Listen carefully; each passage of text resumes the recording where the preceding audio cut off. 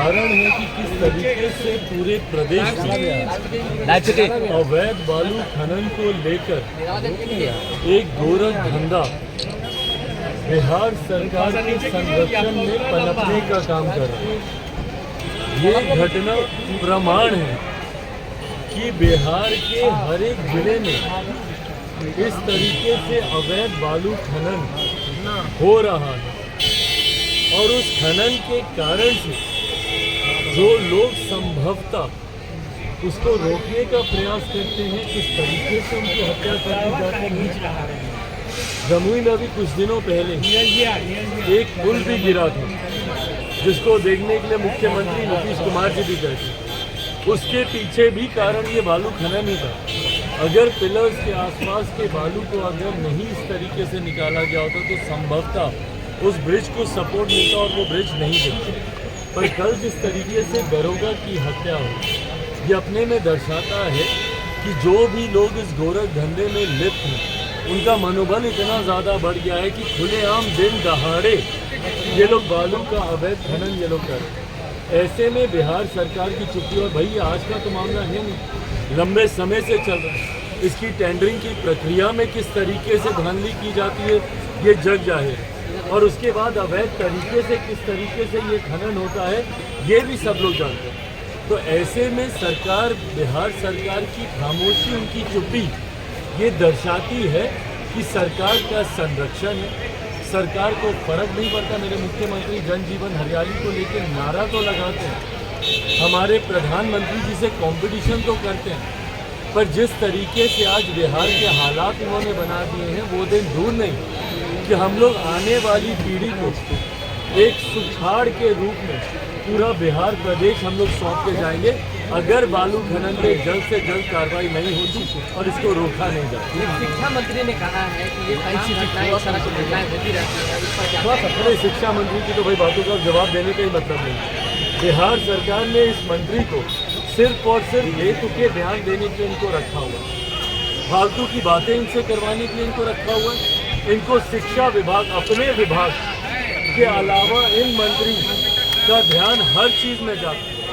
कभी सनातन को गाली देंगे तो कभी रामचरितमानस उसको गाली देंगे तो कभी बेकार की बातें करेंगे। क्या ये कोई छोटी घटना है? अगर माननीय मंत्री जी के परिवार में अगर इस तरीके से भगवान न करे कोई घटना घट जाए या हत्या हो जाए तो क्या उसको भी बोलेंगे कि ये बातें तो होती रहती हैं? हिम्मत है इन मंत्री जी के तो जाएं उस परिवार में जिस दरोगा की हत्या हुई, जाकर मिले उस परिवार से। इस तरीके के बयान देना आदत बन गई है इस सरकार की।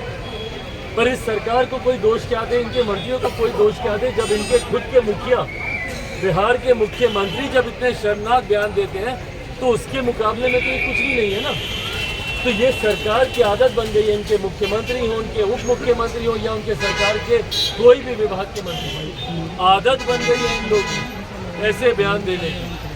और इनका बयान ही देखिएगा इनके पतन का कारण बने। लोकसभा के चुनाव सर पर है, तुरंत उसके आसपास विधानसभा के भी चुनाव होंगे, देखिएगा इनका पतन, इनके ये बयान ही बने।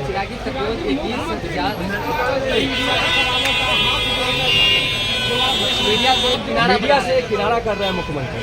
भाई मुख्यमंत्री को शायद संभवतः उनके आसपास के लोगों ने समझा दिया कि अब वो जितना कम बोले उनके लिए उतना ही बेहतर है। हाथ जोड़ने की भी जो उनकी बॉडी लैंग्वेज है उसमें भी सुधार की गुंजाइश ज़रूर है, पर मुझे लगता है ये एक अच्छी सीख उनके आसपास वालों के द्वारा दी गई है, क्योंकि मेरे मुख्यमंत्री एक समय था उनकी बोलने की शैली के लोग मुरीद होते थे। भाई मेरा उनसे लाख विरोध नहीं, पर यकीनन शुरुआती दिनों में मेरे मुख्यमंत्री जितना नपातुला बोलते थे और जो शैली थी मैं भी उससे प्रभावित था, जिन मर्यादित शब्दों का मेरे मुख्यमंत्री इस्तेमाल करते थे। पर हाल फिलहाल के दिनों में भले वो जनता दरबार में स्वयं बैठकर बोलना हो कि भैया गृह मंत्री से बात कराएं, या विधानसभा में जिस तरीके से अश्लील शब्दों का उन्होंने उच्चारण किया, या जिस तरीके से पूर्व मुख्यमंत्री मांझी जी को जिस तरीके से अब शब्दों से उन्होंने अपमानित करने का काम किया, ऐसे में मेरे मुख्यमंत्री जितना कम बोले उतना बेहतर है। बट हाँ, उनकी बॉडी लैंग्वेज, जिस दिन आप लोगों को वो बिना कुछ बोले हुए प्रणाम कर रहे थे, और जो बॉडी लैंग्वेज, यही बॉडी लैंग्वेज कुछ दिनों पूर्व जब वो पूर्व मंत्री जी के घर पर उनकी पुण्यतिथि पर गए थे और उनके सुपुत्र जो इन्हीं के विभाग में, इन्हीं की कैबिनेट में अभी मंत्री हैं, पुष्पांजलि उस तस्वीर पे करने की बजाय, श्रद्धांजलि उस तस्वीर पे करने की बजाय जिस तरीके से अपने ही मंत्री के ऊपर ये पुष्प वर्षा कर रहा है, तो इनकी बॉडी लैंग्वेज भी अब जितनी सीमित कर दी जाए। देखिए, मैं बार बार कह रहा हूँ, इनके आसपास के लोगों को इस बात का ध्यान देने की ज़रूरत है कि कहीं कुछ गड़बड़ी तो है। मेरे मुख्यमंत्री के हालात को लेकर चिंता हम सब की है।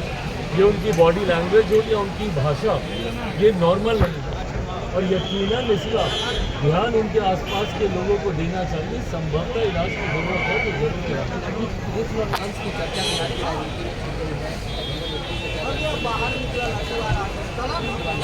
यादव का बयान आया है कि लोग आरजेडी को यानी यादव समाज को जो है तोड़ने की कोशिश कर रहे हैं। भाई, जिस तरीके से एक जाति विशेष अपनी जायदाद समझने की सोच लंबे समय से बिहार के एक राजनीतिक परिवार की रही, सवाल ये उठता है कि वो परिवार एक लंबे समय से बिहार की सत्ता में भी रहा और आज की भी तारीख में गठबंधन में है वो परिवार। ऐसे में जिस यादव जाति को, यदुवंशियों को जिस तरीके से वो अपनी जायदाद समझते हैं, उनके लिए आज तक किया क्या उस परिवार को, क्या उस समाज को पूरी तरीके से हाशिए से निकालने में ये परिवार कामयाब रहा? और अगर नहीं, तो उस समाज का विश्वास अगर दूसरे दलों में और दूसरे गठबंधन में अगर होता है, तो इससे किसी को ऐतराज़ क्यों होना चाहिए?